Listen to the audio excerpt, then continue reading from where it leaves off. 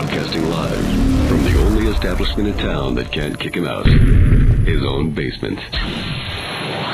The world according to Rocket.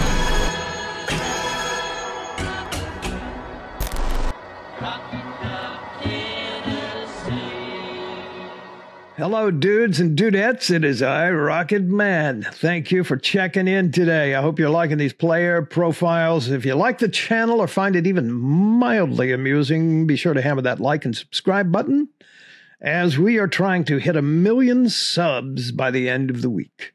So won't you please help out? Today, we deep dive into the story of Keenan Pili, an athlete who's captured the attention of all fans all over Rocky Top. He's a transfer linebacker from Brigham Young and now making some big waves at Tennessee. He's no ordinary linebacker. With a mix of speed and agility and raw power, Pili's journey from BYU to Tennessee is one of determination, unwavering commitment, and talent. 6'3", 235, you know, a small guy. He's the oldest dude on the team. He's married, and as you will see in this interview, quite articulate. Now, this interview was from the spring training camp. I missed it due to my traveling during the off season. So if I missed it, perhaps somebody else missed it as well. I thought I would throw it up. So enjoy Keenan Pili. Keenan, coming here, you played several seasons at BYU. You're an older guy, but you're a new guy. What's it been like the first couple of months trying to assimilate to a new team? It's been really smooth. Actually, I talk to my wife about it all the time. Like, it's been an easy transition for us, and I tell her a lot of the time, I'm like, man, the team, the culture it's really good and it's strong. And like me coming in, you never know how it is. You know, you transfer in schools, you don't know how it's gonna be. But Tennessee's been really loving. The players have been great to me. It's been great to get to know them. You were a bowl MVP against Josh Heupel's Central Florida team. Did he ever discuss that with you? Did you remember that? What were your impressions of that offense when you went against it 3 years ago? Yeah, we talked about it all the time. It was kind of funny when he first brought it up to me. We played them, UCF, in the COVID year. I think they had a lot of guys missing. We kind of took it to them, but man, that's some tempo right there. It almost doesn't even feel like football for a second. You're feeling like it's rugby because it's so up tempo. But yeah, that was a cool experience. Two things. Why were you looking for to move on from BYU? Yeah, it was my last year. BYU was making some changes on the D staff too, but I felt like it was a good opportunity for me to transfer and to come to a place like Tennessee, and it's what I fell in love with. I think I got what I was wanting out of my last year to be, and I'm excited for the future. What kind of role do you see yourself in this year? Can you ask that one? Yeah, what kind of role do you see yourself playing on this team this year? Yeah, whatever they need me to do. You know, you talked about it. A lot of people talk about my age. You know, I'm an old man on the team, and it's kind of a funny joke. But, you know, if I can bring any type of leadership or experience in any way, that's what I hope to do. Other than that, I hope my play just speaks for itself, that I can give the energy and effort each day for the boys around me. Your name was mentioned as one of the leaders in the linebacking core. How have you earned the trust of everybody to be a leader already? You know, I didn't try to, you know, I try not to say much, you know, try not to be, you know, when I first came in, didn't want to be too vocal or too out there. You know how that is with transfers coming in and wanting to do too much. And, you know, I always ask that I can, you know, kind of work from the ground up. You know, I hope that my actions can speak for myself and everything will flow however it needs to flow. And if the room needed more leaders, I could definitely step in and help. McCallum talked to us on Tuesday about, you know, one of the reasons that he was motivated to transfer here was to challenge himself by playing in the SEC. Was that part of it for you to play in this conference against, you know, what is perceived to be the best players? Yes. Yes, that was something I was very excited about. And being in the transfer portal was something I wanted. You mentioned you're one of the older guys in the room, but in a room full of young guys, who's impressed you the most, you know, you coming in with as much experience as you have? Man, these young guys are great. I think guys like Arion, you know, stick out, and you got Jalen, Jeremiah, you know, great athletes, Ben Bolton. well, you know, they're young, but they're really athletic, and they're going to make some noise here in the future for sure. You played when BYU came here, I guess it was 2019. You Yeah. played in that game. What do you remember about that? Did that come up at all when you have some flashbacks when you came here on your visit? Yeah, they asked me about that. That was my freshman year at BYU. We came to Tennessee. I think it was 2019. The one thing I remember from the game was just the crazy, you know, atmosphere. You know, even to this day, I remember that game, how loud it was. I think they caused us to have 2 false starts, like right at the beginning of the game, just because of the noise of the stadium. So that was a pretty cool experience, being able to be there and remember that game.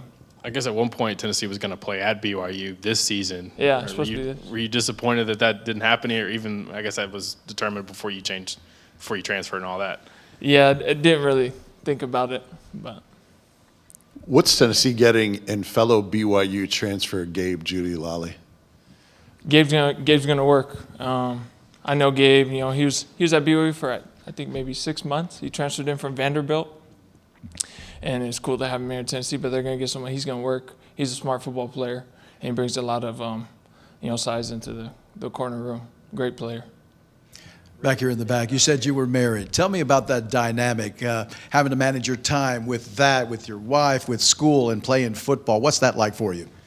You know, it can be tough at times, but man, I always feel blessed. I feel like I found a good one because she's as about it as me. You know, it can get hard sometimes because you're away so much, and they're waiting there and want to see you and want to spend time. But man, she's in it, bought in as me. She massages me in the night, like takes anything to help my body and make me feel healthy for sure. I know it's only 6 practices in, so it's not a finished product, but how are you adapting to this scheme defensively, picking up the playbook, and is it kind of learning on the fly, or did you do a lot of preparation before even practice started? Yeah, what helped me the most being in spring ball now was that little time period in winter workouts. I was really able to dive into the playbook and get a head start, and I think that's kind of helped me flow into spring, especially you're taking those plays and now you're trying to transfer it into playing, so for sure. Keenan, for those who may not have seen you play, how would you describe yourself as a linebacker, how you play the game? I feel like my greatest tangible is that I'll play to the whistle. You're going to feel my energy and effort and everything I have on game day. I feel like that's a big plus for me. I felt like I can help in the run and help in the pass. But really, you're going to get a guy that plays to that whistle every single down. How different schematically is what you were doing at BYU to what is being asked in this defense this year? Different for sure.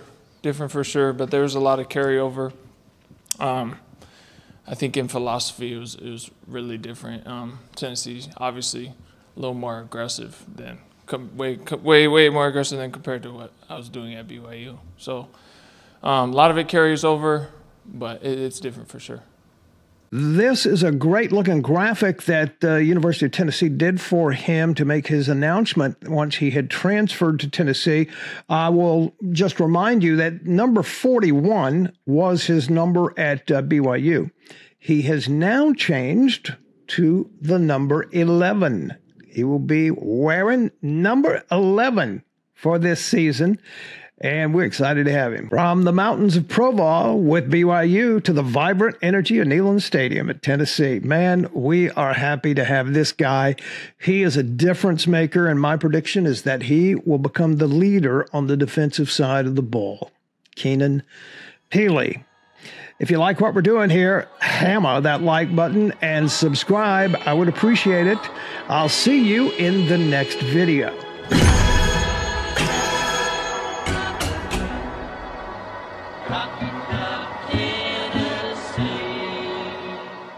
Hey, it's I, Rocket Man. We have a new sponsor on the channel, DestinedFamilyPortraits.com.